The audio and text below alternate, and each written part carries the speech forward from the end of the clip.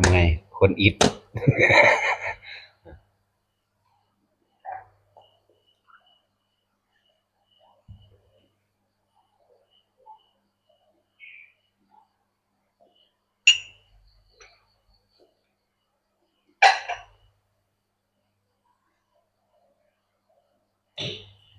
เอาเลย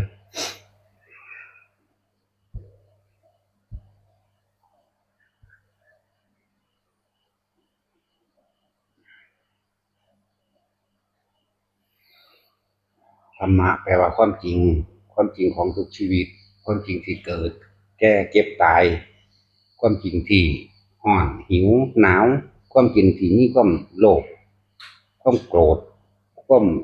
หลงมัวเมาในตนเองเหมือนกันเบิดคนทั้งโลกนี่บ่ได้แยกแยะเรื่องศาสนาเลยแต่เราเรื่องธรรมะธรรมะแปลว่าความจริง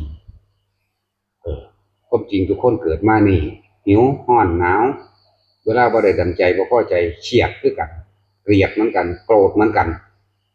หรือลุ่มหลงมั่วเมาในอำนาจธรรมดาศักดิ์ลุ่มหลงมั่วเมาในทรัพย์สมบัติตนเองลุ่มหลงมั่วในลูกหลานตนเองพ่อแม่ตนเองพี่น้องตนเองนะเสมอกันเบิดเลยบ่ได้เกี่ยวกับว่าศาสนาพุทธคริสต์อิสลามฮินดูซิกเซนหยังก็แล้วแต่เหมือนกันนี่คือความจริงที่มันเกิดภายในกายภายในใจของเฮาเลยนี่ธรรมะแท้ๆมันเห็นบ่แม่นบ่ล่ะเกิดภายในกายเลยความจริงกายนี่เกิดมาแล้วก็หิวก็ร้อนก็หนาวเนาะก็ป่วยก็เจ็บปวดหัวเจ็บแขวเหมือนกันแล้วเวลาน้ำแท่งก็เจ็บคือกันกินน้ำร้อนก็ร้อนคือกันอาบน้ำเย็นก็เย็นคือกันนี่ไงธรรมะนะบ่ได้เลือกศาสนาเด้นี่แหละเวลาคนที่เฮาฮักตายจากหรือเป็นป่วยหรือตายจากหรือถูกรังแกทำลายเสียใจเหมือนกันโกรธแค้นแทนกันแต่มันถูกทำลายก็เลยเนาะนี่ไหมความจริงไหมความจริงของความรู้สึกของแต่ละคนนี่เรียกว่าธรรมะความรู้สึกนี่มีโกรธมีเกลียดมีเกลียดมีแค้นมีอาฆาตนี่แต่ธรรมะธรรมะฝ่ายอาธรรม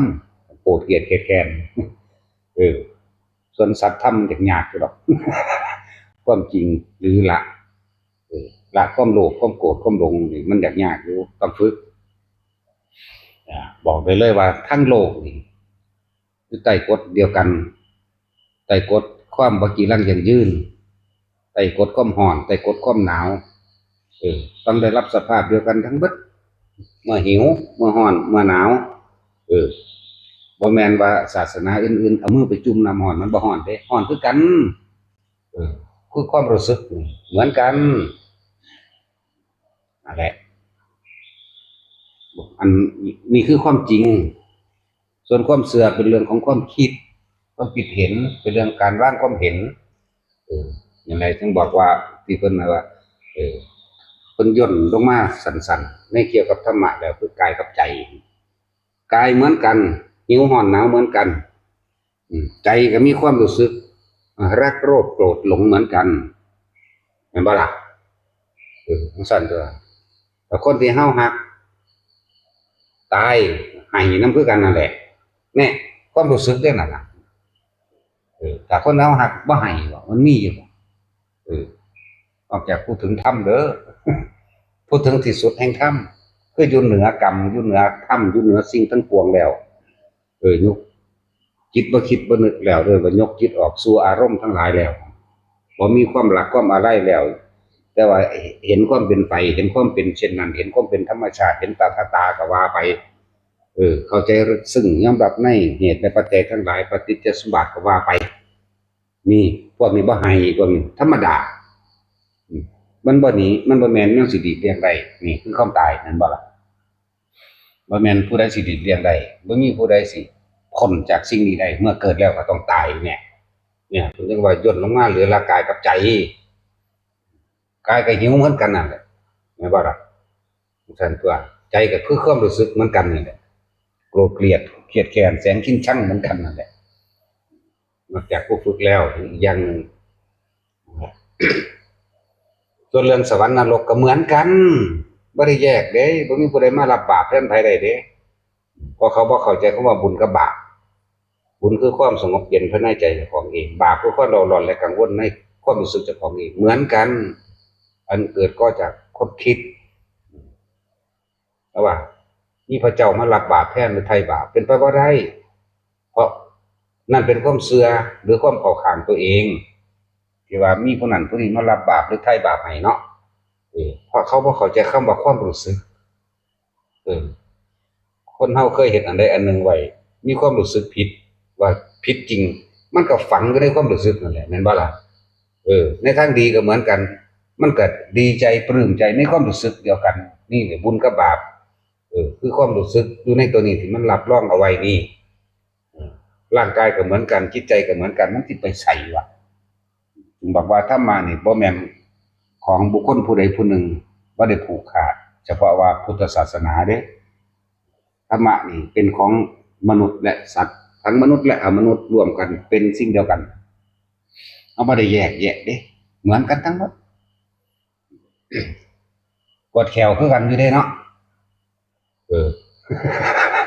ออบ่มีศาสนาหรือว่าบ่จักหยังเลยคือคนป่านี่เวลาปวดแขวมันก็ปวดคือกันนี่นี่แหมคือความจริงแห่งความรู้สึกไม่ถ้าซักมันปวดแขวได้ห้องบ่ฮู้น้ำมันซื่อๆมันบ่เว้าจริงๆมันเว้าอยู่เด้เวลามันไข้ก็สังเกตเบิ่งได้หมาไข้หมาไข้สังเกตไปหากินยอดผักอีตูใบตะไคร้กับใบไผ่เวลามันหักออกคือมันเศร้ามันสวงหมาเศร้าก็เป็นคือกันเด้เนาะจักว่าตัดสินหมาเศร้ามันก็คิดฮอดลูกคิดฮอดอันเจ้าของมันคือกันมันก็ให้คือกันเด้อันแหมธรรมะแหมคือความจริงของทุกชีวิตสรรพสัตว์เกิดมาแล้วจะมีความรู้สึกโลภโกรธหลงเหมือนกันเกิดมาแล้วในมีร่างกายเหมือนกัน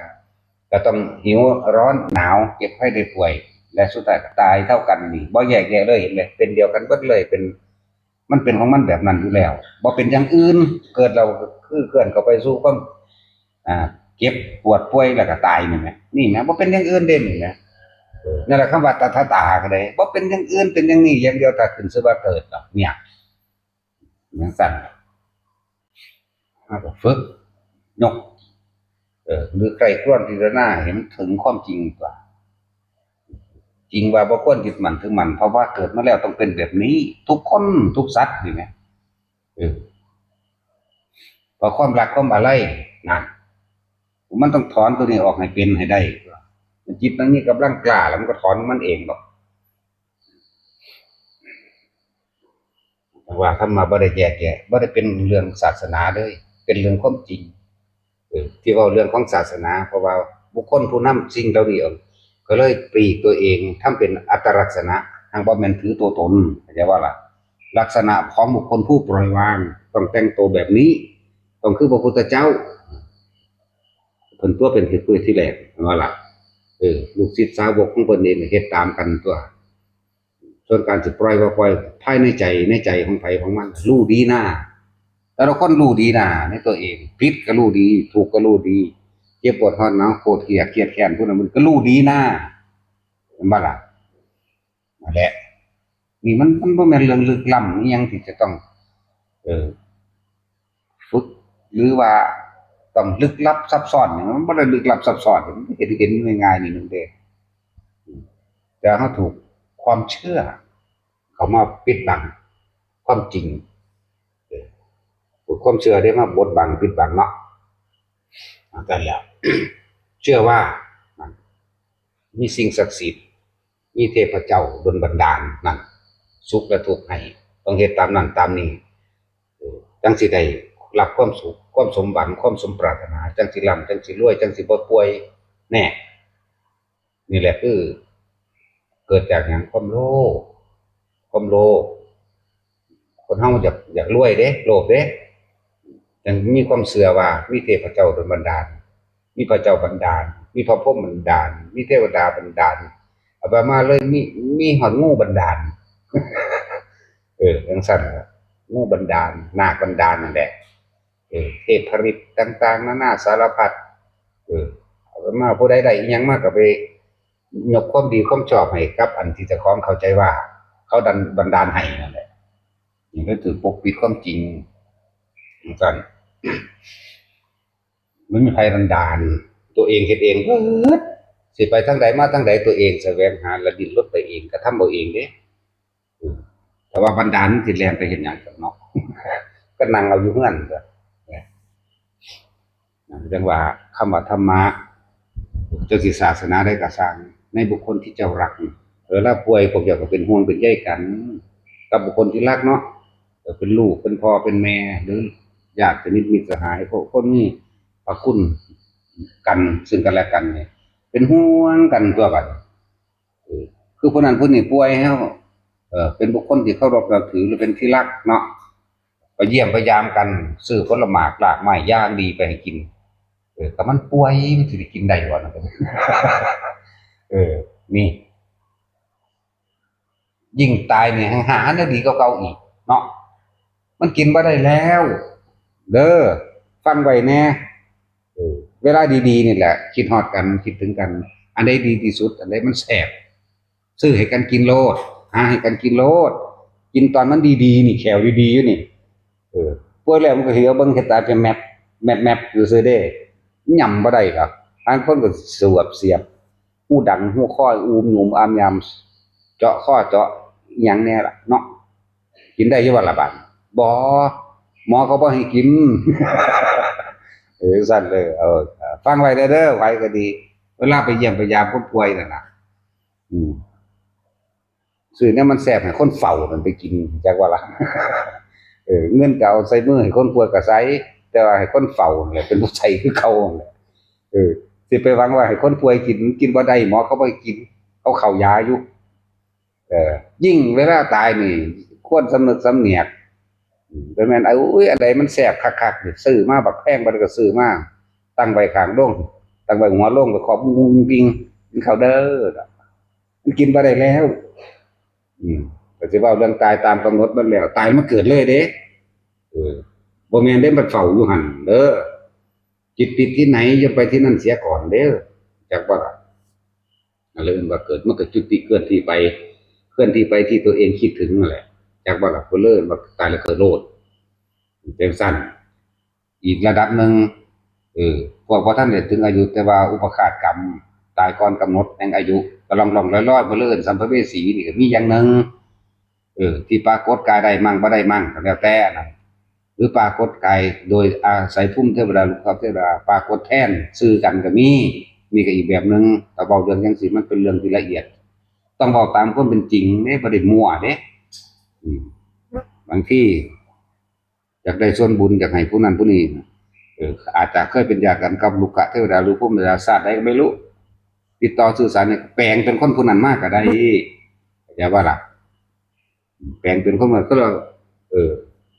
ผีตาสินสินะอุ้ยจะไปเด้อกุกรผีตาสินที่หันผีดูให้เลยเพราะแม่นท่านเลยมีฤทธิ์มีเดชยังย้อนดอกจังซั่นนั่นแหละว่าถ้าผู้ใดหักกันแท่งกันแนวใดมันดีมันแสบ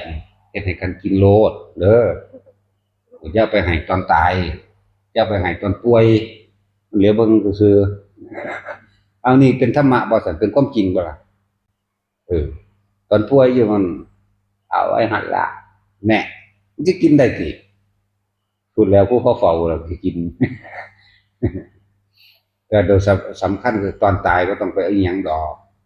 แต่คนซุมื้อนี้ว่าถ้าตายเป็นเรื่องว่าคนเป็นก็สิตายไปนำจักว่าล่ะมันใช้เงินหลาย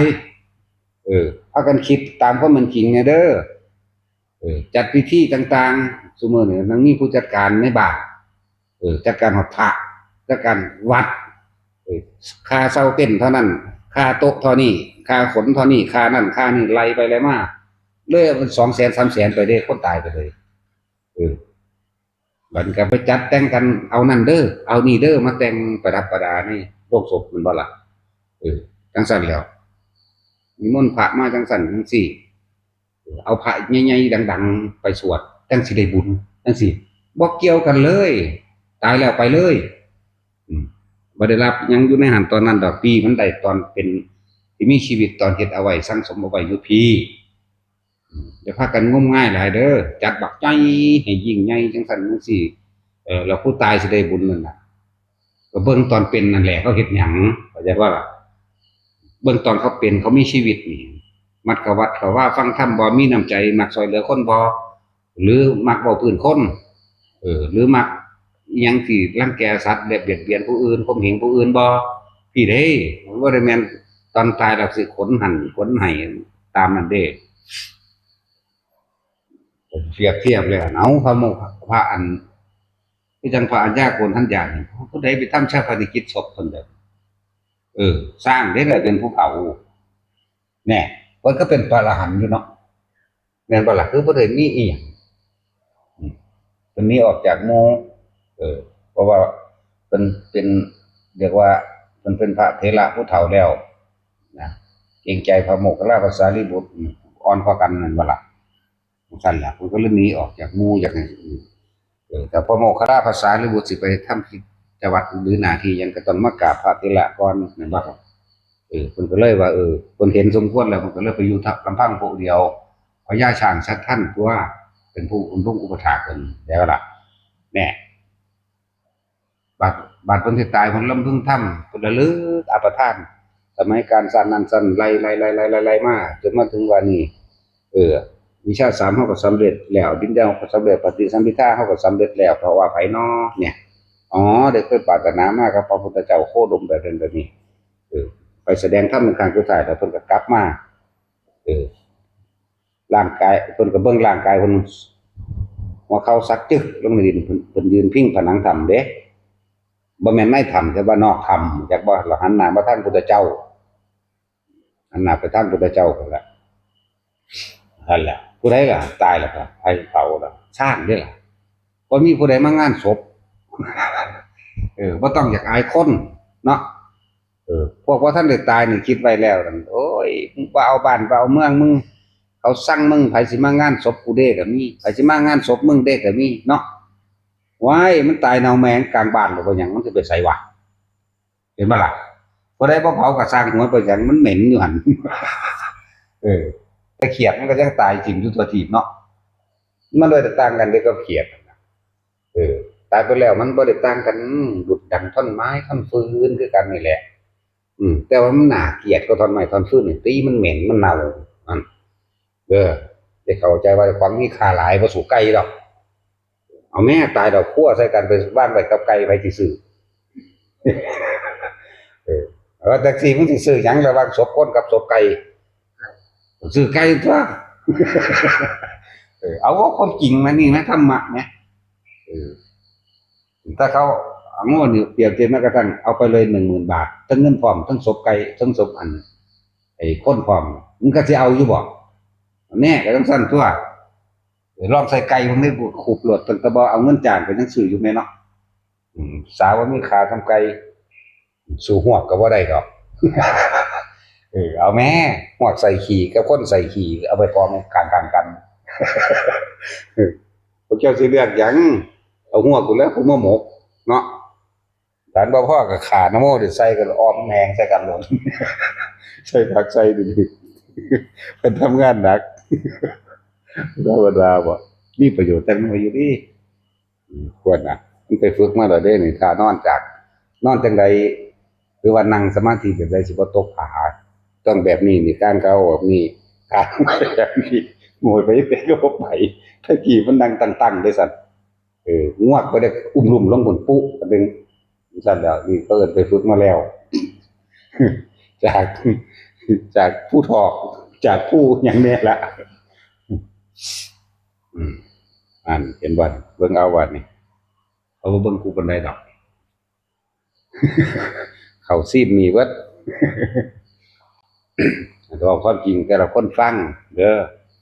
มีหยังดีมีหยังแซ่บๆหรือมีหยังผิดนั่นเอาให้กันตอนที่เป็นมีชีวิตอยู่จะไปให้ตอนตายมันบ่มีหยังแล้วจิตติดที่ไหนคือความคิดของเฮาเองมันสิเคลื่อนที่ไปหันซะก่อนเท่านั้นแหละ ส่วนคำว่าพบเป็นหนังเป็นนาก็หมายถึงอารมณ์เพราะอาศัยรูปนั้นที่คิดถึงจักว่าคิดถึงคำว่ารูปนั้นเข้าใจยากแต่จู่เจ้าคิดฮอดเมียจะดูเห็นปั๊บโลดอยู่ทั้งสี่ก็เหมือนกันเนาะมันคิดฮอดที่อันยังมีสามันรู้เนาะเห็นปั๊บโลดนั่นก็นั่นแหละคิดติดที่ไหนหมายถึงเขาไปคิดถึงนั่นเออมันก็คิดถึงแล้วนี่เจตนาไปเราได้ตัวคิดไปเราได้แบบถึงรูปนั่นแล้วบัดนี้ความสิปรุงแต่งเรื่องใดเรื่องใดต่างหากจึงจะก่อเกิดอารมณ์บัดนี้เห็นแล้วล่ะพบก็เกิดขึ้นตัวบัดนี้แหละมันไปแบบนั้นโมเมนต์ว่านิมนต์พระดังๆมาหลายๆจ่ายเงินแพงๆจริงๆจ่ายเงินพระบ่แพงหรอกจ่ายเงินเหล่าที่มันแพงกว่าดีนั่นแล้วหรือว่าพระใหญ่ๆจริงนั่นก็สร้างใส่เอาให้สูงสุด10,000เนาะนอกนั้นก็500แต่ว่าค่าเราเบิด150,000จะไปข้างนั้นได้หลายกว่าแล้วนั่นแหละถ้าสิมียังดีๆให้กันให้ตอนที่มีชีวิตอยู่ดีๆปกตินี่แหละเราจะไปตอนตายนั่นบ่มีหยังดอกมันเจ้าสิเผาหรือบ่เผาก็สร้างบุญหรือบาปเขาเฮ็ดไว้ฝังไว้ในความเคยชินของเขาแล้วจะพากันงมง่ายหรือว่าจากอายอย่างบ่มีคนมางานศพอย่างบ่มีเงินสาเหตุค่าศพตรงนั้นเอาง่ายๆก็ได้เด้ถ้าเข้าใจกันดีแล้วแต่ว่าตายว่าไปตามกฎหมายไปแจ้งมันไปแจ้งนี่พวกกันญาติพากันหามไปเผาเลยก็บ่เป็นหยังดีล่ะบ่มีหยังนี่แหมความจริงไหมสั่นพระอรหันต์หลายองค์อยู่ในป่าในดงตายนะมีผู้ใดไปเผาด้วยนะแม่นบ่หรือบ่แม่นพระอรหันต์ก็ตามคนธรรมดาตายเน่าอยู่แต่ละสารทิศมันก็สูญสลายไปคือเก่าอยู่ไหมเนาะเอาเบิ่งสงครามต่างประเทศโลดนั่นน่ะตายหลายคักหลายเขาเอาใส่รถดำลงขุดเป็นร่องลงบักเลิกๆเนาะมือแม่โคกวาดลงแหน่ก็เอาดินกลบโลดนะสั่นตัวแม้นมีมาตรการในสมัยได้แล้วคือเข้าไปขุดกระดูกคนวัตถุโบราณหรือคนโบราณนั่นสิแน่จังไปเหลือเห็นแต่กระดูกโบราณพวกตายไม่สงครามทีเดียวนี่สิเอาอีกจัก50 ปีหรือ100 ปีข้างหน้าพวกเราไปขุดพ่อกับโบราณเรื่องนั่นตัวนั่นแล้วนะคำว่าธรรมะคือความจริงที่ทุกคนต้องยอมรับมันคือคนที่สร้างบารมีคุณงามความดีความเป็นเพียรนี่มันมีหน่อยเนาะยังว่าใน100นี่สิจะหาคนกล้าสักเพียง1 คนก็ยังยากเห็นบ่ล่ะใน1,000นี่จะหานักปราชญ์บัณฑิตนี่สักคนหนึ่งก็ยังยากอยู่เด้ใน100,000 คนจะหาคนที่มีสัจจะสัก1 คนก็ยังยากเด้คำว่ายังยากจักสิได้หรือบ่ได้เด้แม่นบ่ล่ะแต่ในจำนวนคนมากเท่าไหร่ก็ไม่รู้นี่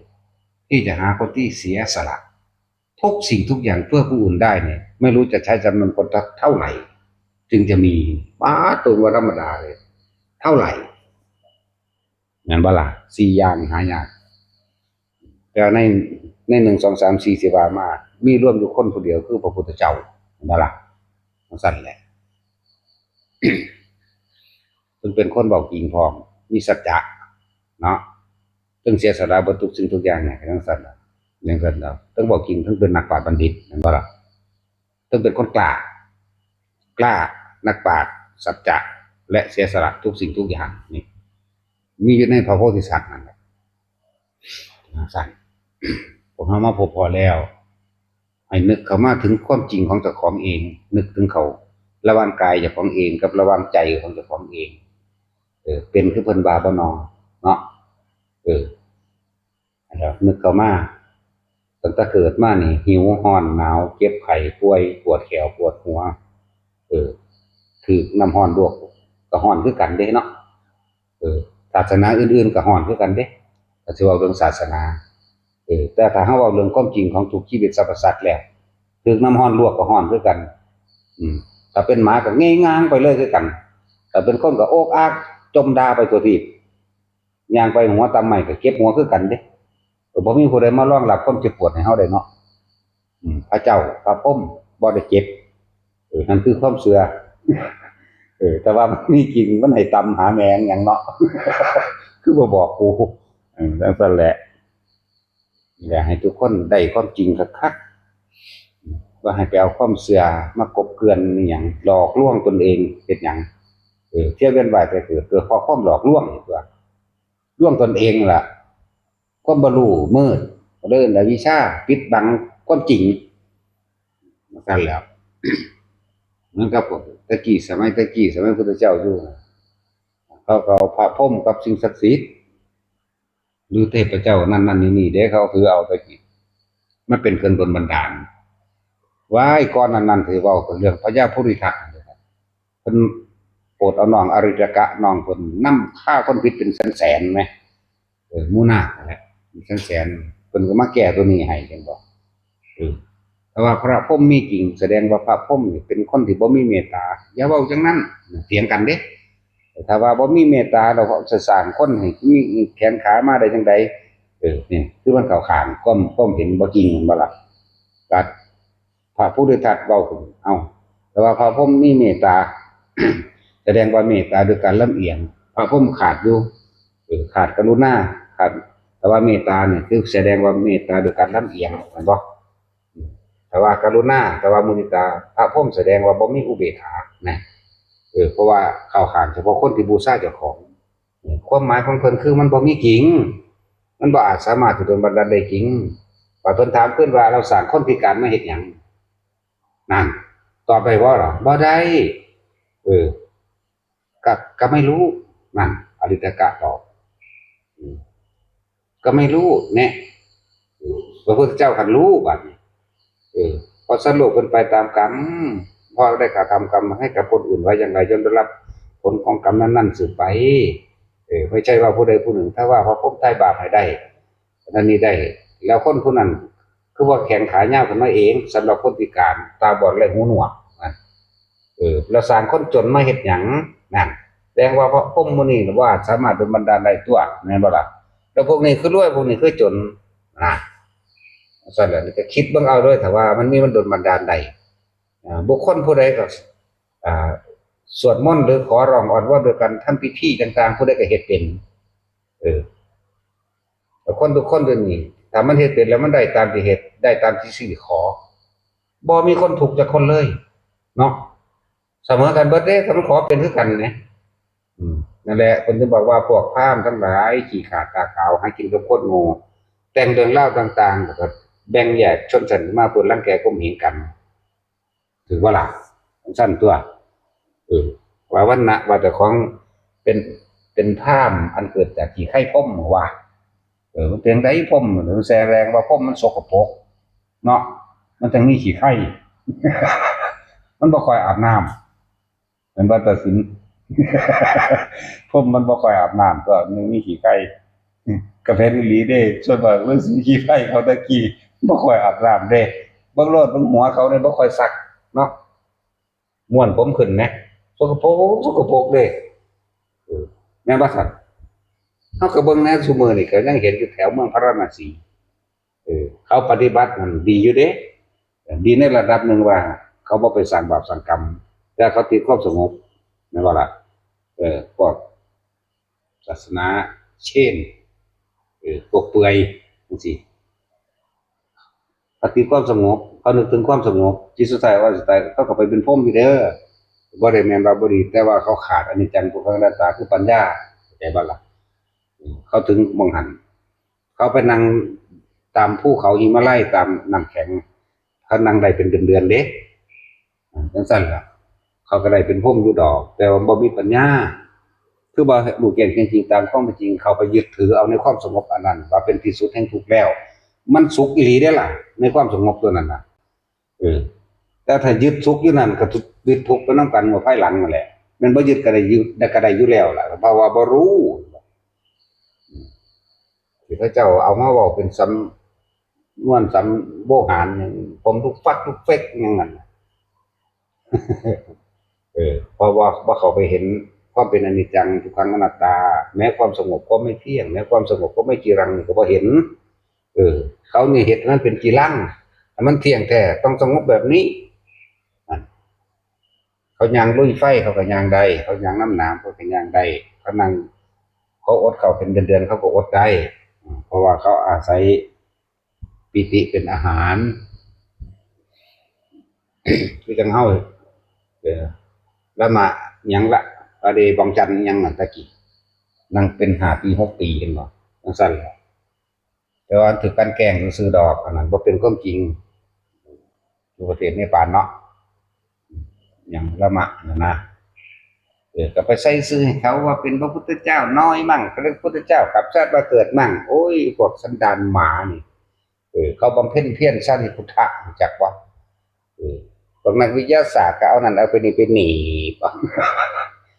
ว่าได้อาหารจากพลังงานแสงอาทิตย์ทำปฏิพัฒน์ปฏิภาคกับอากาศสั้นนั่นสั้นนี่พร้อมกับสิ่งแวดล้อมโดยต้นไม้มั่งโดยโอ้ยมันคือว่านังเนี่ยมันได้คือเขามึงอยากหูไหมเนาะแล้วก็เอาไปวิจัยวิจารณ์ไปยืนยันไปตัดสินเอาไปมาหาเรื่องให้เล่าว่ะนี่หาว่าเล่าทำลายลูกศิษย์จังสี่พระโพธิสัตว์กับเวงสัตว์ละวะพระโพธิสัตว์เป็นอะไรบ่แม่นพระพุทธเจ้าน้อยยังก็ว่าเดี๋ยวยังแน่ละน้อยก็สิว่าแม่นกับแม่นตัวเนาะเขาปรารถนาสิเป็นบ่ทันได้เป็นใหญ่ซื่อนั่นเด้อแต่มาบ่งจันสิได้ขั้นตอนการบำเพ็ญความคล่องแคล่วว่องไวนี่คือให้ของในพวกอิทธิบาทฌานภาวนาแต่บ่ล่ะเรื่อยๆว่าชานิพุทธะในขันนั้นขันชานิพุทธะซึ่งคืออย่างนั้นพระเจ้าก่อนนั้นเพิ่นคือเรียกว่าอะไรก็ว่าหังบ่แม่นอะไรแบบเศร้าโศกนะเวลาก่อนเพิ่นสิเข้าปณิพพาน42 แสนโกฏสมาบัติผู้ใดจะไปเฮ็ดได้ปานนั้นก็บ่คล่องอีหลีเนาะตัว42 แสนโกฏบ่นี่แหมมันก็บ่ฮู้ดอกมันก็อ่านเอานำพระอนุรุทธะพระอนุรุทธะเป็นผู้เว้าเฮาก็เว้าเป็นนำเพิ่นนั่นแหละจักสิเว้าจริงบ่จริงแบบว่าเฮาก็บ่เห็นเนี่ยหลายอย่างอยู่ดอกที่พวกเฮาบ่เข้าใจความจริงคนที่สละทุกอย่างนั่นแหละคือว่าโพธิสัตว์นั่นก็แม่นเพื่อผู้อื่นใดได้นั่นน่ะแล้วก็ไปหาเรื่องเพิ่นเนาะ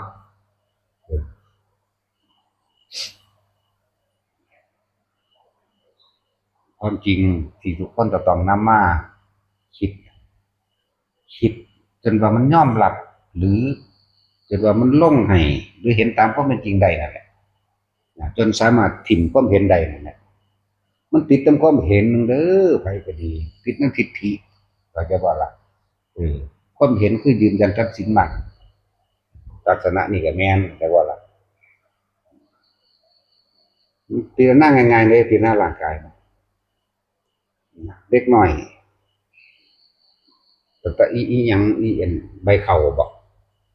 หรือใบเฟิร์นหรือใบคาลูกแยกเกี่ยวยีเขี้ยวนี่นะว่าแม่มันเกิดเพราะหามือหรือบ่พอมันตายอุ้มมาหาเฮา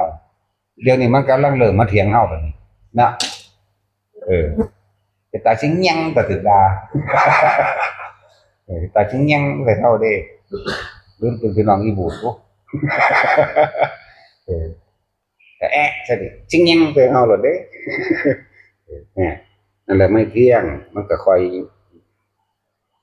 ใหญ่ขึ้นของมันเองนะบ่ล่ะเพราะว่าก็กินพวกนมขนมนมเนยอาหารเขาตะกี้เขาเดินแบบขนมนมเนยละกลุ่มมากจากว่าล่ะสั่นเป็นใหญ่ขึ้นมาเลยใหญ่ขึ้นมาเลยเอาแม่10 ปีก็ว่าเป็นสาวเขาว่าได้บัดเนี่ยเนาะคุณจะเห็นว่าพูดแล้วรู้สิตายก่อนก็รู้ล่ะเนี่ยนี่แม้จากเกิดมาแล้วก็อาศัยอาหารน้ำต่างๆอาศัยเครื่องนุ่มต่างๆมีหิวมีห่อนมีหนาวมีไข้เป็นหวัดเป็นไอเหมือนกันบ่มีผู้ใดมารองรับบาปตัวนี้ให้ได้แล้วเนาะแต่ว่าบาปก็เลย มีผู้ใดมารองรับความรู้สึกเจ็บปวดป่วยและร้อนหนาวให้เด้นี่คือความจริงเราต้องเห็นว่าโอ้มันบ่เที่ยงมันบ่กี่ลังอย่างยืนมันบ่เป็นของเฮาแต่นั้นเฮาก็แค่รักษาสภาพแค่ว่าบ่ให้มันเจ็บประคองบ่ให้มันเจ็บไปซ้ำตายจังเด้คนนี่รักษาอาการป่วยต่างๆให้มันเศร้ามันบ่เศร้าดอกมันมีเศร้านี่ก็ตายมันก็แท็กซี่ฟอกไปก็ฟอกไปจนตายนั่นแหละเนาะเบาหวานก็กินยาไปจนตายนั่นแหละโรคหยังก็ดีคนเกิดมาบ่มีโรคเลยมันบ่มีซะเลยเด้แต่ยังมีโรคอันหนึงที่รองรับชราโรคชรานั่นพระยังก็ภาคุระบอกเห็นบอกหรือยังก็อายุ160ปีแหมเราบ่เคยป่วยเด้ล่ะแต่ว่าปานนั้นพุทธเจ้าก็ว่าเธอก็ยังมีโรคชราอยู่แน่ก็โรคอยู่คือเก่าไหม80ปีนึงเอาแต่งงานได้ลูกได้เมียบักหลายพุ่นตัว80ปีเหลือสุดท้ายบวชได้อีก7มื้อนึงบรรลุอรหันต์แล้วเป็นปฏิสัมภิทาใหญ่ซั่นเด้หังบ่มีบทบาทจักว่าล่ะปฏิสัมภิทายานใหญ่นั่นน่ะมีอยู่4องค์พระโมคคัลลาพระสารีบุตรพระนั่งยืนผ้าแล้วก็พระอันนี้แหละยังล่ะลูกิริยะนั่นแหละอาหิยะลูกิริยะแม่นซื้อบ่ได้ครับเพราะว่าเราบ่ค่อยมีบทบาทบรรลุแล้วก็นั่งเฉยออกมาแต่ละเทื่อป่าเปื้อยเบิดก็เอาลูกหลานเอาผ้ามาให้ตัวเปลี่ยนกินข้าวในจักหน่อยก็กินข้าวใหม่จังซั่นแหละแต่ว่าก็บ่มีผู้ใดอยู่ถึง200ปีเนาะมาซั่นแหละสูงสุดแล้ว160ปีที่เฮาเห็น145ปีหลวงพ่อนั่นแหละเอาบ่เฮ้ยยาอายุวัฒนะโอ้ยมันอยากตายแต่โดนแล้วผู้ใดสิอยากยืนด่ากันเสยเด้ล่ะหัวเราะกักซั่นตัวยืนเฮ็ดหยังยืนเลยหนีแต่คนแล่นหุ่นแล่นพี่ว่าตอนนี้คนมาหาแล่นโลดเด้ที่จริงเขาบ่ได้มาหาเขามาหาของป่าเขามานั่นอันนี้ก็เราบ่อยากพบผู้คนหลวงพ่อนี่145ปีมาจากฝั่งพุ่นเด้จากฝั่งลาวเอาไปเห็นอยู่เพชรบูรณ์นั่นแหละเพิ่นเฮ็ดให้เฮาเห็นลักษณะนั้นเอาบ่เฮ้ยยาอยู่วัฒนะว่ะก็จังว่าคนบ่ได้อยากยืนจังสิมาให้เอาบ่เฮ้ยอยู่ก็ด่ากันทั่วบัดก็บ่ได้ด่าคือคนเด้จักบ่ล่ะบ่ได้แม่นบักห่ามึงผีปอบบ่ได้ว่าจังซี่เด้ด่าแบบธรรมะเรียกว่าด่าธรรมะไอ้สิอยากยืนเดี๋ยวนี้นี่เอิ้นว่าด่าจักว่ามาฝืนหยังกับคำสอนพระพุทธเจ้านี่เอิ้นว่าด่าภาษาธรรมนี่ด่าภาษานั้นจักบ่ล่ะปรุงยามากินย่านตายบ่นี่เอิ้นว่าด่าภาษาธรรมหัวเก้อๆล่ะสิมีอีหยังด่าหัวเนาะเขาก็เพิ่นก็ด่าเฮาคือกัน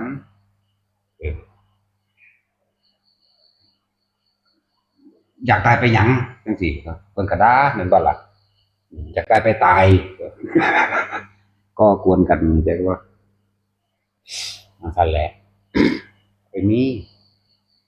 ลึกลับกว่านั้นก็มีตาปลาขาวถามว่าอายุเท่าใดแล้ว3,000 ปีว่าซั่นเกิดก่อนพระพุทธเจ้าอีกคือบ่ไปฟังธรรมเพิ่นบ่ย้านบรรลุเบิ่งดูนี่นั่นก็มีเห็นบ่นี่ย้านบรรลุพะนะโอ้ยผู้หนึ่งมันอยากบรรลุอยู่ผู้หนึ่งว่าย้านบรรลุ1,000 กว่าปี2,000 กว่าปีก็3,000 ปีเพิ่น3,000 ปีบ่เมื่อยกินข้าวบ่เพิ่นก็ถามอยู่เดะล่ะบ่ว่าอยากอยู่เห็นโลกไปนานๆโดยตายของเนื้อแม่นี่ว่าเลยเออคือว่าล่ะเขามีวิธีของเขาอยู่เนี่ยนอกเรื่องเลยเห็นว่านอกเรื่องเพิ่นล่ะนี่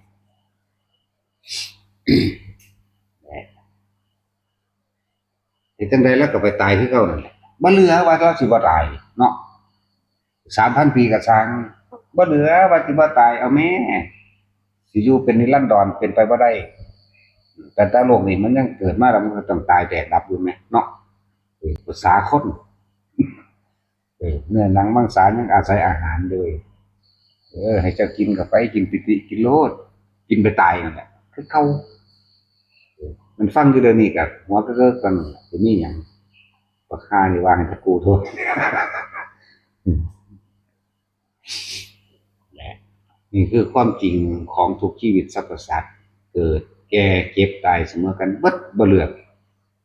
มาทั้งมนุษย์และอมนุษย์เลยได้นี่เว้ามานี่แต่ว่าอมนุษย์ก็ต้องแยกให้ฟังอีกว่าพวกแล้วก็ตั้งสัตว์นรกก็เอิ้นอมนุษย์เมื่อไปเกิดในนรกแล้วมันก็เบิดอายุจากนรกเลยว่าตายจากนรกเหมือนกันเรียกว่าล่ะมันไปเกิดเทวดามันก็ตายจากเทวดาเหมือนกันจะสิไปไสนั่นแล้วภาษายังก็เมามนุษย์อายุตั้งไว้สูงสุดก็100 ปีเนาะหังบ่มีผู้ใดพอ200 ปีดอกอันนั้นพวกบ่แม่นมนุษย์พวกผีบ้าผมก็ยอมรับความจริงเรียกว่าล่ะนั่นแหละเบิ่งคิดดีๆพวกอันจังว่าพวกคนตายจังซี่จะไปเสียเงินเสียทองหยังถึงขนาดเชิญแขกผู้มีเกียรติแน่หรือซื้อเสื้อผ้าหน้าแพรหรืออาหารดีๆไปตั้งไว้หน้าโรงเคาะโรงบอก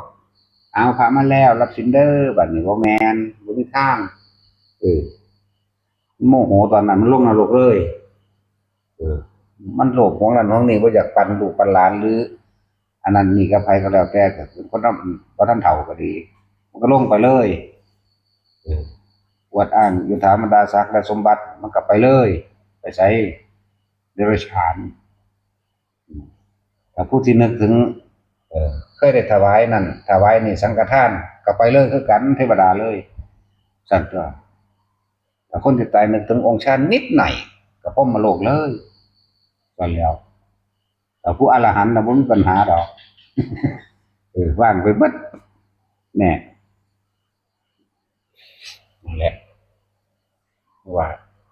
ทุกเชื้อชาติศาสนาถ้าเอาธรรมะเข้าไปปฏิบัติแล้วสิเป็นหนึ่งเดียวกันบ่มีศาสนาเลยมีแต่ธรรมะคือความจริงจักบ่ล่ะแต่ที่ว่ามีเพราะว่าเป็นบอกลักษณะตัวตนซื่อ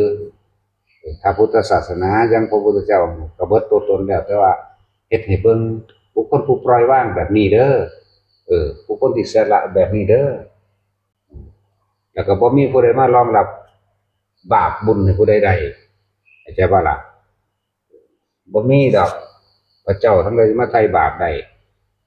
คือติดคุกอยู่ซั่นเนาะก็เจ้าของเฮ็ดกรรมเลวบ่ดีเองได้ล่ะเขาก็จับไปติดคุกเองหรือมีผู้ไทยอยู่บ่นะต่างประเทศที่เขาก็ติดอยู่ได้บ่แม่นพุทธเลยเนาะพุทธก็ติดคือกันนี่เห็นบ่น่ะนั่นแหละคือการกระทำโดยกรรมแปลว่าการกระทำอันใดที่เฮ็ดให้ผู้อื่นเสียหายชีวิตและทรัพย์สินเขาจับได้ก็เขาก็เอาไปติดคุกแต่พอฆ่าเขาก็ฆ่าแม่นบ่ล่ะ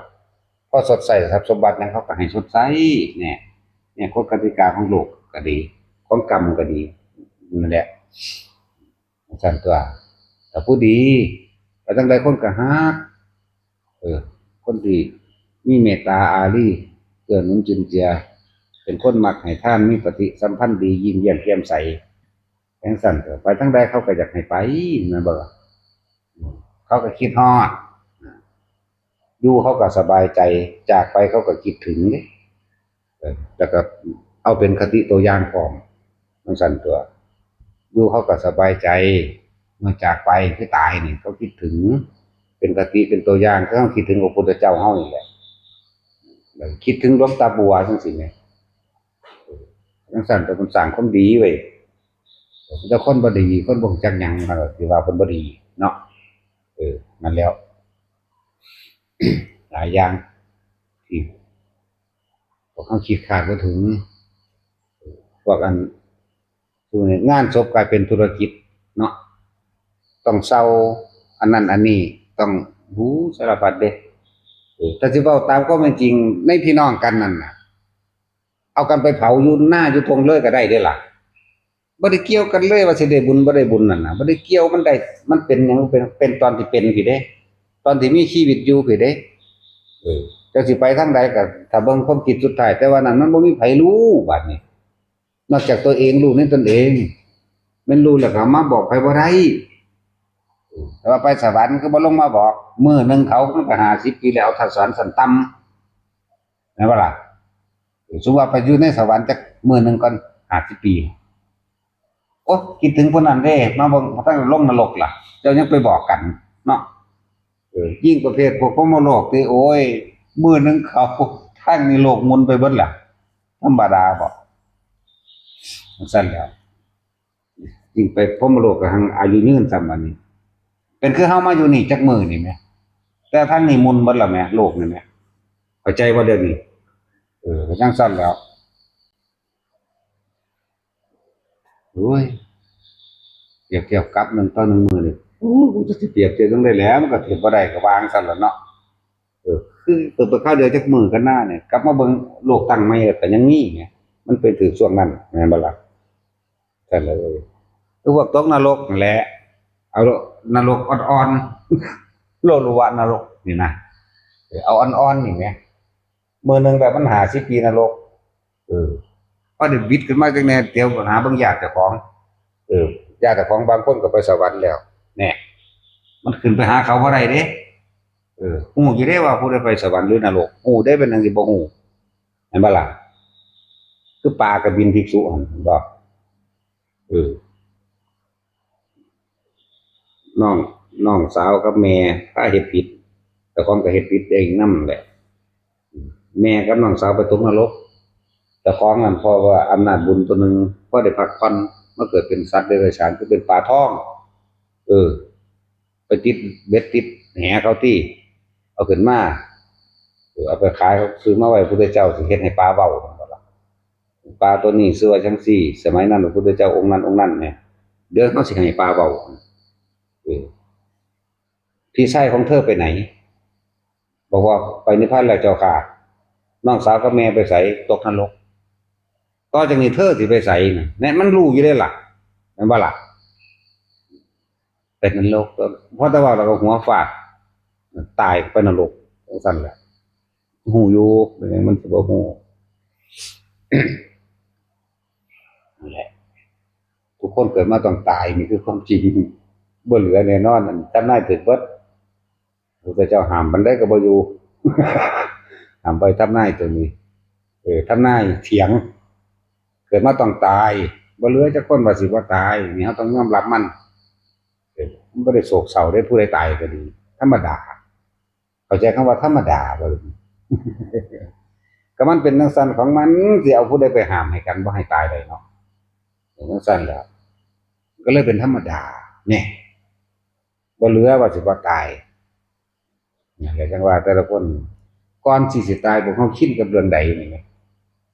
คิดกับความคิดเลวๆหรือความคิดดีๆนั่นน่ะสิคิดกับเรื่องใดมันไปกับตัวนั้นต่างหากตัวที่ชินมันเกิดกลายเป็นอารมณ์พุ่นเด้จักบ่ล่ะ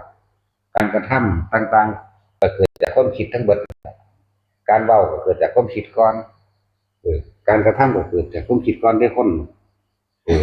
บ่คืออันพระเพิ่นเด้พระเพิ่นบ่ได้คิดเด้เพิ่นเว้าพระอีหลีเด้บ่แม่นพระอีเล่นจักว่าล่ะเวลาเพิ่นแสดงธรรมว่าพระอีหลีพุทธขึ้นโดดเด้จักว่าล่ะยังคือหลวงปู่มันจังซี่ผมบ่ได้คิดไว้เด้อมันคือเทศน์เรื่องนี้เทศน์ว่าจังซี่ว่าไปจังซี่บ่ได้มาคิดไว้เด้อไปเลยเด้หลวงปู่มันหลวงปู่บัวเฮานี่แล้วก็ตั้งพุทธเจ้าแล้วพุทธเจ้ากำหนดรู้อยู่พุทธเจ้านี่เพิ่นสิมีพระสติซะก่อนอยู่แล้วล่ะกำหนดไว้บัดนี้เบิ่งว่าอันนี้เป็นสมควรหรือบ่สมควรกับชนหมู่มากอันบ่ล่ะว่ามหาชนนี่เทศน์แบบนี้แต่ย่นย่อลงมาในระดับปัญญาของแต่ละคนบ่เสมอกันเพิ่นจึงเทศน์แบบนี้เด้อันแค่กำหนดแต่ก่อนนี่ก็กำหนดอยู่ทางบ่แม่นว่าสิเทศน์เรื่องใดเด้นั่นแหละก็จะเห็นเพิ่นเทศน์เรื่องนี้ไปเลยนะมันเป็นอัตโนมัติแล้วของเพิ่นนั่นถ้าบ่ฮู้จักดอกว่าก็เดาๆจังซั่นล่ะแหละทุกคนคิดเบิ่งเด้อเฮาต้องตายบ่มีเหลือก็แล้วกันนั่นแหละแต่ก่อนที่จะตายเฮาสังสมหยังมากที่สุดเฮาสินำเข้าหรือเฮาสินำออกหรือเฮาสิอยู่กลางๆนั่นแหละอยู่กลางๆดีกว่าเนาะในลมหายใจเองนั่นแหละ ผู้ใดอยู่กับลมได้ก็อยู่ไปผู้ใดอยู่กับความรู้สึกในกายก็อยู่ไปที่จริงมันก็สัมพันธ์กันอยู่แล้วเป็นอันเดียวกันความรู้สึกกับลมหายใจก็รู้สึกลมเข้าออกแต่รู้สึกในลึกเข้าไปอีกก็คืออาการปิตินั่นแหละอายุแค่นี้บ่ต้องไปอิหยังมากมายดอกแต่แค่นี้เท่าตายมันก็บ่มาเกิดดอกเข้าใจบ่ล่ะ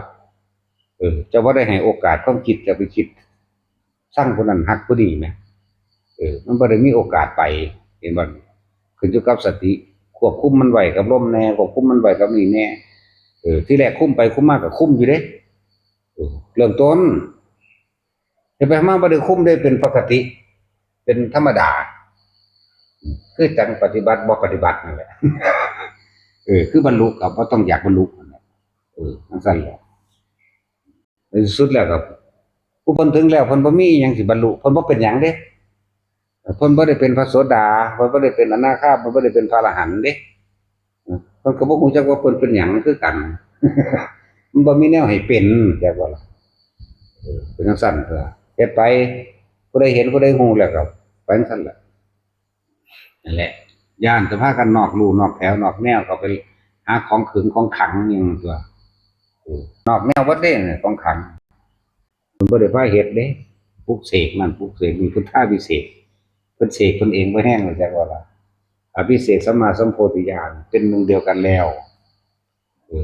เรียกว่าแต่งงานกับความรู้กับพระพุทธเจ้าเลยว่าจังซั่นเฮาสิไปเสกหยังเฮาสิไปพุทธาภิเษกมันไปทางไหนแต่ของฮักก็เกิดออกจังขี้หมานี่นึงเนาะพวกหาเสกนั่นเสกนี่มึงระวังไว้พวกหาพวกนั่นเสกนี่นั่นแหละผู้ใดอยากพ้นก็เข้ามาสู่อานาปานสติเด้อมันบ่มีผู้ใดเห็นผู้ใดพ้นได้เด้พระพุทธเจ้าแท้ๆเพิ่นก็ยังบ่ได้เห็นผู้ใดพ้นได้เพิ่นจะเป็นแต่เพียงผู้บอกทางเพิ่นถิ่มความร่ำรวยและอำนาจยศถาบรรดาศักดิ์มหาศาลออกมาเป็นกษัตริย์ธรรมดาเพิ่นก็เป็นอยู่เอาในกรุงกบิลพัสดุถ้าบ่นั่นเพิ่นสิเป็นเรียกว่าจักรพรรดิสัมบัติเป็นกษัตริย์ของโลกทั้ง4เด้มันเป็นธรรมดากว่าจักรพรรดิมันก็ยังถิ่มมาแม่นั่นแล้ววันนี้สิเอาเพิ่นมาว่าอิหยังให้เพิ่นมาเสกความร่ำรวยให้คนติเพิ่นรวยแท้ๆเพิ่นก็ยังถิ่มสหชาติที่เกิดพร้อมกันคุ้มทรัพย์ทั้ง4นี่มีนี่มีแต่สิให้คนอยู่ดีกินดีก็เอาทองไปแจกก็ได้ตัวแต่เพิ่นเห็นแล้วเขาบอกความโลภของคนน่ะพอบ่เป็นแม่นบ่ล่ะจะเอาทองมดทองฟ้านี่ให้ที่จะให้ทุกคนพอใจในคำว่าพอเนี่ยไม่มีเนี่ยเพิ่นก็บ่ให้ตัวว่าซั่นแล้วบ่แม่นของเลิศของประเสริฐนั่นมันกันก็ว่าท่านเพิ่นก็เอาทรัพย์สมบัติให้ลูกเพิ่นว่าพระราหุลมันคือเอาธรรมะนี่เนาะนี่เป็นของประเสริฐนี่แหละบุคคลที่รักเพิ่นก็เอาธรรมะนี่แหละให้กับบุคคลที่รักเพราะว่าลูกเพราะว่าพ่อเพราะว่าแม่เพิ่นเด้บัดเพราะว่าเมียเท่านั้นซั่นก็เอาธรรมะได้อันประเสริฐได้สูงสุดให้แม่บ่ได้สมบัติให้เด้ปานนั้นเอามาเฮ็ดรุ่นนั้นรุ่นรวยไม่เลิกหลวงพ่อทันใจว่าซั่นหลวงพ่อทำใจอธิษฐานก็ไปมึงก็ทำใจมึงอยู่หั่นรออยู่หั่นล่ะมึงจะได้อยู่บ่ก็บิดเบนเปลี่ยนแปลงคำสอนก็ทำลายธรรมทำลายความจริงอย่าไปสนใจเด้อพวกนั้นบิดเบือนความจริงเด้อนั่นน่ะก็ต้องมาตัวดอกว่าเป็นกุศโลบายมันคือกุศโลหอกถึงแท่งเจ้าของที่เนาะผู้ใดก็ขอเป็นเห็นบ่ผู้ใดก็บวงสรวงเป็นมันก็ได้ถึงตัวถ้ามันได้ตามนั้นถ้ามันได้จริงๆผู้ใดก็เฮ็ดเป็นกระทับเจ้าของตายหมดละโลกบ่เหลือดอกเอาความโลภของคนพ่อบ่เป็นเด้ทับเจ้าของตายเบิดแล้วยิ่งประเภทว่าหลวงพ่อทันใจหลวงพ่อร่ำรวยหลวงพ่อโชคลาภหยังแล้วกันเลยบ่แม่นความจริงเบิดมันจักอย่างเพิ่นบ่ได้อุบัติขึ้นมาเพื่อสิมาเฮ็ดผู้ใดร่ำรวยได้ยศถาบรรดาศักดิ์เพิ่นบ่ได้อุบัติมาเพื่อสิให้คนรักคนหลงเด้อุบัติขึ้นมาเพื่อให้คนเห็นความจริงเกิดแก่เก็บตายเป็นธรรมดานี่แหมบ่ควรเข้าไปยึดมั่นถือมั่นในสิ่งทั้งหลายทั้งปวงเพราะธ ทั้งหลายทั้งปวงหาความจีรังอย่างยืนบ่ได้ผู้ใดเข้าไปยึดก็เป็นทุกข์กับความบ่จีรังอย่างยืนคืออนิจจกรรมอนัตตานี่แหละอันไหมคิดให้มันรอบคอบเด้อตั้งแต่กี้ปู่เฮาก็เห็นอยู่ย่าเฮาก็เห็นอยู่พ่อใหญ่เฮาก็เห็นอยู่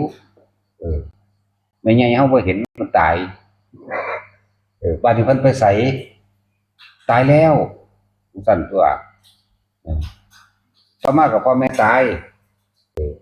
น้องตายนี่เห็นบ่ล่ะความตายนี่บ่น้องก็ตายก่อนนี่เกี่ยวกันบ่ล่ะบาดความตายว่าเกิดก่อนหรือเกิดหลังเนาะน้องตายหลานตายนั่นก็ยังมีนะแม่มันหาก็เกิดเพิ่นก็เลยยังตายได้แต่ว่าเฮาเห็นเป็นธรรมดาเบิดบ่มีความโศกเศร้าอะไรหยังสิสะเทือนใจรุนแรงนี่ก็หลวงตาบัวตายนั่นแหละอันนั้นสะเทือนแม่อันนั้นวืดขึ้นเลยอันนั้นมันเป็นเอาเองอันนั้นมันบ่ได้เป็นอย่างใดมันเป็นเอาเองอันนี้สะเทือนแห้งอันนี้นั่นแหละบ่ได้บ่อันผู้อื่นๆตายขึ้นน้องตายก็ซื่อๆอยู่หลานตายก็ซื่อๆผู้ใดตายก็ซื่อๆเบิดนั่นแหละสะเทือนแน่คือผู้มีพระคุณย่าตายพ่อใหญ่ตายอย่างนี้พอปู่ตายมันน้อยโพดสงสัยสินั่งอยู่ในอ่างน้ำมั้งตามอยู่สงสัยกันแต่เห็นอยู่ภาพเพิ่นตายเขาเอาบุญกฐินวะแห่กฐินเมาเหล้ามาอาบน้ำนั่งขันองค์มู่พะเว้าเพิ่นนั่นแหละก็สะบั้นตายในหั่นแหละแน่ก็ซื่อๆอยู่เห็นที่หลังนั้นสงสัยแล้วพอยังตายนี่เห็นอยู่ลักษณะนั้นก็โศกเศร้าอยู่อ้างว่ามันโศกเศร้าแบบนั้นเพราะเป็นแบบนั้นนะมันสลดสังเวชซื่อๆนี่แต่ที่เป็นนักคือดวงตาบัวตายนี่แล้วอันนี้เป็นนักอันนี้เป็นจุด10 มื้อเป็นธรรมดาบ่มันสะเทือนถ้ำแบบบ่สะเทือนมันหยังละประวัติหมุนอยู่หั่นแหละผู้ได้เป็นกันจังสิงจักเอาเองนะอย่าลืมนึกถึงความจริงเด้อไผก็ได้ของพวกเจ้าตอนที่ยังเป็นดีๆแข็งแรงอยู่น่ะมีหยังซื้อกันกินโลดเอาตอนนี้แหละบ่แม่นเอาตอนตายเด้อตายแล้วก็อย่าว่ากันงมงายจัดงานเท่านั้นล้านเท่านี้ล้านหลายมันทุกข์เห็นบ่ล่ะถ้าถ้าเข้าใจกันดีแล้วนั่นน่ะโอ้ยในพี่น้องเจ้าของหามไปทิ่มก็ได้เด้อล่ะแต่ถ้าทำตามประเพณีก็รอญาติก็เฮ็ดไปแต่บ่ให้งมงายในคำว่าย่านบ่ได้บุญแต่บอกว่าให้งมงายในตัวต้องนิมนต์พระมาหลายๆหรือต้องจัดงานใหญ่ๆน่ะนะหรือบางคนที่บ่มีเงินบัดนี้อุบอั่งเด้ไปกู้หนี้ไปกู้ธนาคารไปนั่นมาจัดงานศพแม่นบ่ล่ะคนเป็นก็เลยตายไปนำเนาะตายหยังมันเมื่อยมันล้าหาเงินมาสดใส่หนี้ท้อแท้อ่อนแอหวั่นไหวแล้วเฮ็ดจังได๋ล่ะบาดอันทางเขาเอาแท่งหลายก็เอาไปเผากันเองก็ได้ตัวว่าถ้าสวดถึงดอกเข้าใจบ่ล่ะว่าถ้าสวดหยังถ้าคนอยู่ใดอยู่ใกล้ๆก็หามาโลดเอาให้แต่อยากให้สวดพระอยู่นี่เป็น100สวดได้เบิดนี่แหละบ่ให้เสียจักบาทได้เงินพร้อมเนาะจังซั่นตัวก็อีหลีนี่แล้วบ่ได้ตายเฮาก็เอาอันนั้นอันนี้ไปให้ซอยเขาแน่ผ้าก็เอาไปเงินก็เอาไปถ้ามีเนื้ออยู่เนื้อกินก็เอาไปเด้ล่ะแต่เฮาบ่ไปสวดดอกเพราะว่าเขาบ่เอามาให้เฮาสวดก็สิสวดเฮ็ดหยังก็นี่เด้เทศนาการว่าการคือให้พรนี่เอิ้นว่าให้พรให้กำลังใจให้แนวทางให้กำลังทางสติและปัญญาพิจารณาหาความจริงเอิ้นว่าพรพละนี่แปลว่ากำลังอะไรเอาตัวสิกำลังหยังก็ดีกำลังกายกำลังใจกำลังวาจาก็ว่าไปตัวนี่ละพรเป็นจังซี่อันเนี้ยแล้วตายนี่แต่เขาบ่ให้เผาน้ำก็มาเผาน้ำฟรีพระร้ายก็แล้วกันเนาะส่วนบ่มนี่เป็น100คน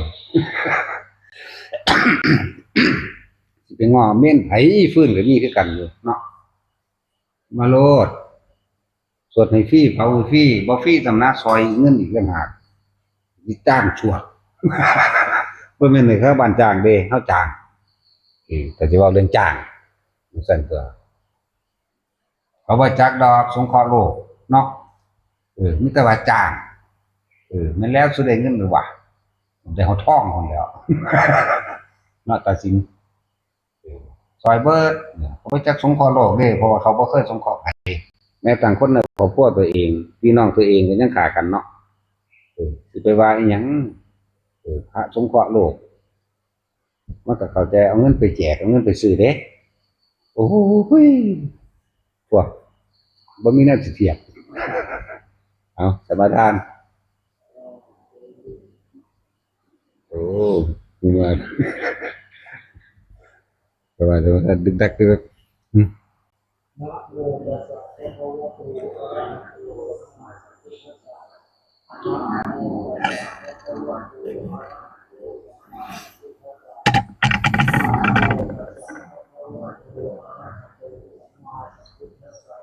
มาหังพระควาตะอาวังมุหากังปะริจชามิข้าแต่องค์สมเด็จพระผู้มีพระภาคเจ้าผู้เจริญข้าพระเจ้าทั้งหลายขอมอบกายถวายชีแด่องค์สมเด็จพระสัมมาสัมพุทธเจ้าพระเจ้าทั้งหลายขออาราธนาบารมีพระพุทธเจ้าทุกพระองค์พระปัจเจกพระพุทธเจ้าทุกพระองค์พระธรรมพระอริยสงฆ์ทั้งหลายครูบาอาจารย์ทั้งหลายสืบกันมามีพ่อแม่ครูอาจารย์พระหลวงตาบัวยานัสัมปันโนเป็นที่สุดได้โปรดทุกจิตของข้าพเจ้าขึ้นสู่ภาวะละประธานทั้ง40ทัศพระปิติทั้ง5พระวิปัสสนาญาณทั้ง9สมาบังเกิดตราในกายทวารในวจีทวารในมโนทวารของข้าพุทธเจ้าละครบัดเดียวนี้เถิด